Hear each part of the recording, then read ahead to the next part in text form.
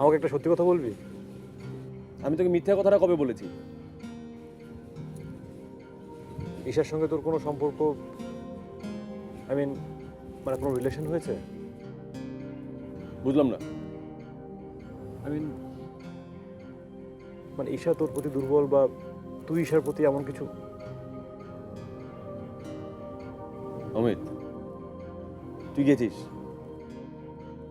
তোর মাথাটা গেছে, শেষ। হ্যাঁ গেছে। হয়েছে কিনা বল। অমিত, তুই যা ভাবছিস এর পুরোটাই ভুল, এর 100% ভুল। এসব নিয়ে তোর সাথে ঈশার লেগেছে। এই কাজটা তুই ঠিক করিসনি, একদম ঠিক করিসনি।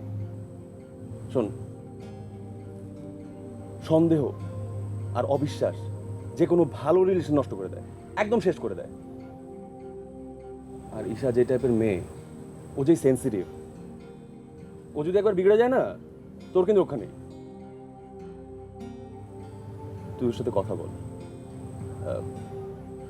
মিটমাট করে ফেল, ব্যাপারটা নিয়ে কথা বল, মিটমাট করে ফেল।